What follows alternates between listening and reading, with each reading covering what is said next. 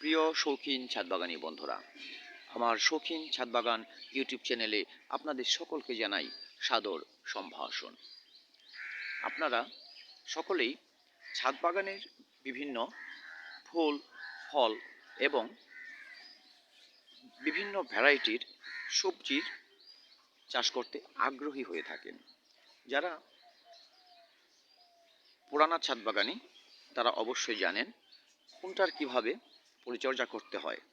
আজকের এই ভিডিওটি আমি কিছু নতুন ছাদবাগানি বন্ধু আছে তাদের জন্যই উৎসর্গ করছি। প্রিয় ভিউয়ার্স, আমরা ছাদবাগানে যত সবজি বসিয়ে থাকি বা চাষ করি তার মধ্যে একটি অন্যতম হচ্ছে টমেটো। দেখুন, আমি ঠিক তেমনি কিছু টমেটো গাছ আমার এখানে বসিয়েছি।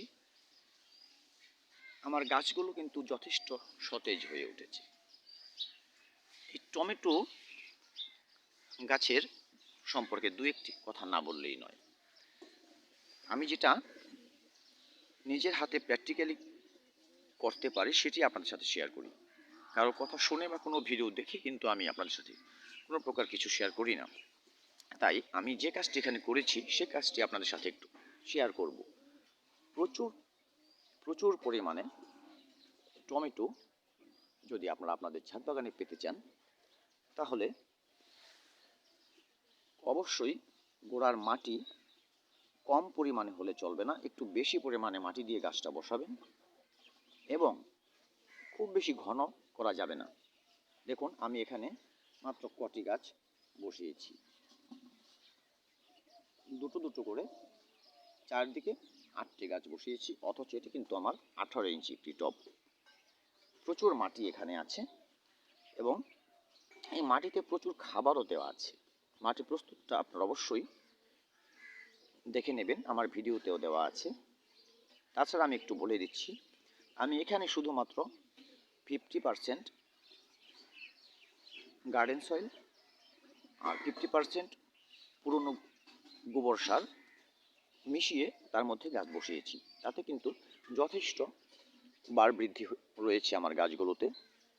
এবং এর পাশাপাশি আমি যেটা করেছি সেটা হচ্ছে, যখন আমার এই গাছগুলো একটু বড় হয়ে এসেছে আমি এর যে কচি ডগাটা ছিল, কচি ডগাটা কিন্তু ভেঙে দিয়েছিলাম। আর ভেঙে দেওয়ার কারণে আমার প্রচুর পরিমাণে কুশি দেখতে পাচ্ছেন এখানে এখানে এই যে এদিকে প্রচুর পরিমাণে কুশি কিন্তু আমি পেয়েছি।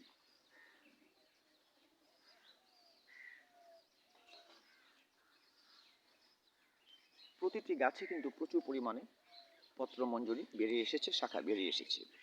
আর একটি টমেটো গাছে যত পরিমাণ পত্রমঞ্জরি চলে আসবে আপনারা কিন্তু তত বেশি টমেটো সে গাছ থেকে পাবেন।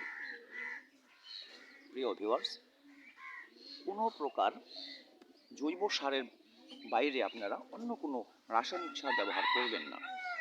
যেহেতু আমরা আমাদের ছাদ বাগানে বসিয়েছি, আমরা চাই একটু সারমুক্ত ভালো ফল বা ভালো সবজি খেতে। তো সেজন্য আপনারা এর মধ্যে শুধুমাত্র একটু ভালো মাটি তৈরি করলে এবং সে মাটিতে আমাদের টমেটো গাছগুলো বসিয়ে দিলে তাতে কিন্তু খুব বার বৃদ্ধি হবে এবং প্রচুর ফলন আপনারা পাবেন। ভিউয়ার্স, যারা নতুন করে ছাদ বাগান করছেন তারা আপনাদের ছাদ বাগানে অবশ্যই কিছু সবজি বসাতে পারেন, অবশ্যই সেটি অর্গানিক পদ্ধতিতে। কারণ সবজি চাষটি রাসায়নিক কোনো সার দেওয়ার চেয়ে অর্গানিক সারে বেশি বৃদ্ধি হয় এবং বেশি ফলন দেয়।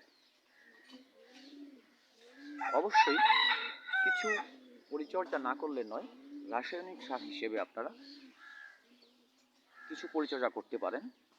সেটি হচ্ছে কোনো প্রকার ছত্রাক এবং ফাঙ্গাস যাতে না লাগে, পোকামাকড়ের আক্রমণ যাতে না হয় সেজন্য একটি কীটনাশক এবং একটি ফাঙ্গিসাইড জলের সাথে গুলে একসাথে মিশিয়ে স্প্রে করতে পারেন 15 দিন অন্তর অন্তর। এভাবে যদি আপনারা ছাদ বাগানে আপনাদের টমেটোর চাষ করেন তাহলে অবশ্যই ভালো ফল পাবেন এবং আপনাদের বাগানের যে সৌন্দর্যটা সেটাও বৃদ্ধি করতে পারেন। ভিউয়ার্স, ভিডিওটি এ পর্যন্তই রইল। ভিডিওটি দেখার জন্য সকলকে ধন্যবাদ। সেই সাথে বলবো, যদি ভিডিওটি ভালো লেগে থাকে একটি লাইক করবেন এবং কমেন্টে আপনাদের মূল্যবান মতামত জানাবেন, আর চ্যানেলটি সাবস্ক্রাইব করে অবশ্যই পাশে থাকবেন, যাতে আমার ছাদ বাগানের টুকিটাকি টিপস আপনাদেরকে কিছুটা হেল্প করতে পারে। ভিউয়ার্স, ভিডিওটি দেখার জন্য ধন্যবাদ। দেখা হবে আগামী ভিডিওতে নতুন কোনো বিষয়।